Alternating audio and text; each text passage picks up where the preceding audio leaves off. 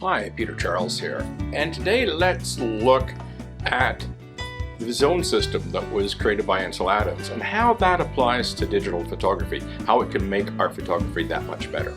So let's take a look.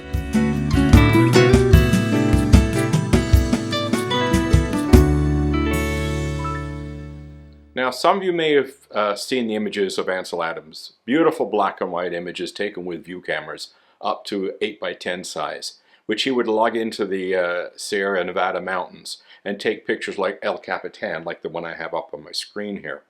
These are very famous pictures. And he created something called a zone system. Now, there's quite a bit to the system, but all we need to know is the basics. And the very basics of this system is simple. He identified 11 zones for exposure. 0 was pure black, 10 is pure white, and in the middle, zone 5 was medium gray, about the color of the hoodie I'm wearing. And our meters in our camera are designed to meter for that gray. Now, if you've seen my video on metering and how our meters lie to us, you'll know that that's all our meters do, is read 18% reflectance, medium gray.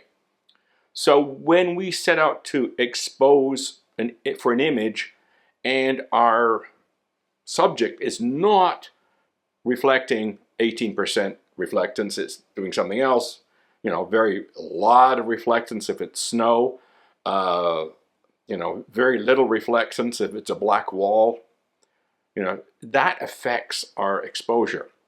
And if you understand the basics of the zone system, you'll know that your meter is metering for 18%. And then what we can do is use the capabilities of our cameras to meter like a spot meter. Now, I'm going to throw up a picture here of my old view camera. It's a 4x5 field camera, and I'll circle in that image the incident light meter and the spot meter that I used to use because I applied the zone system to my photography. So you have the same capability in these cameras. And this is a great way, if you really don't understand exposure all that much and how your meters work, it's a great learning tool, but also it's a way to get very precise exposures. If you want to nail an exposure for a relatively static subject, can't do this very well with a moving subject, but for a static subject like me, talking to this camera, you can get very, very precise exposures if you understand how this zone system works. So what you do is you put your focus, your autofocus to spot, you put your metering to spot, then you lock the two together so whatever the focus sees, the meter sees as well. And then you set your preview on for your viewfinder or your screen so you see the exposures. And then you just go around and take pictures pointing the center square on dark and light subjects. And what's handy, if you have a dark subject next to a light subject, if you move from one to the other, you'll see the changes and you'll see how your meter is rendering those subjects differently. So I'm going to put up a brief video of me doing this in my family room, and I'm just metering bright wall, brown furniture, dark TV, and you'll see how the exposure changes. And this is the value of spot metering because you get very precise metering of exactly what you're trying to expose for. So let's take a look.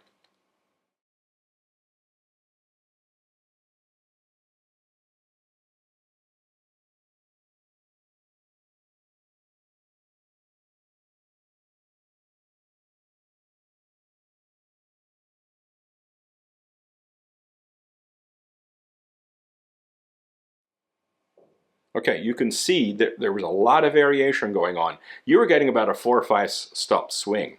And I've mentioned this in other videos, but the problem is our eyes have a better dynamic range than our cameras.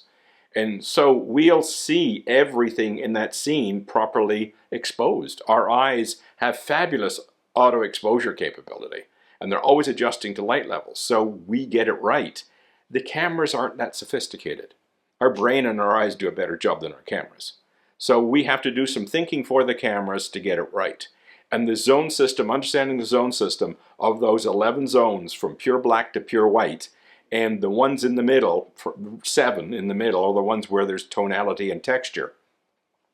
That's what we keep in mind. And so when you're looking at a bright subject and you use the spot metering effect on these cameras, you will see that that bright subject is causing the camera to darken it down to try and pull it back to 18% gray. So, and the same as a dark subject, it'll try to lighten it up to bring it to 18% gray. So this makes you aware, by going through this exercise, it makes you aware of how your meters are working and how they can actually lie to you. And, you know, a metering technique that you can use, the old zone system where I used to use a spot meter, and I would aim at what I was looking at, something in the picture that I figured was 18% reflectance or close to it. I'd meter on that, and then I would get my scene properly illuminated and properly exposed. So it works. I mean, Ansel Adams produced some beautiful pictures by using the zone system, and he was critically well exposed. So you can do the same thing with these cameras, and keep the zone system in the back of your mind when you are setting up an exposure. Because if you are having exposure difficulties and you're not liking the results from your cameras, this is a great solution. So give it a try. Cheers.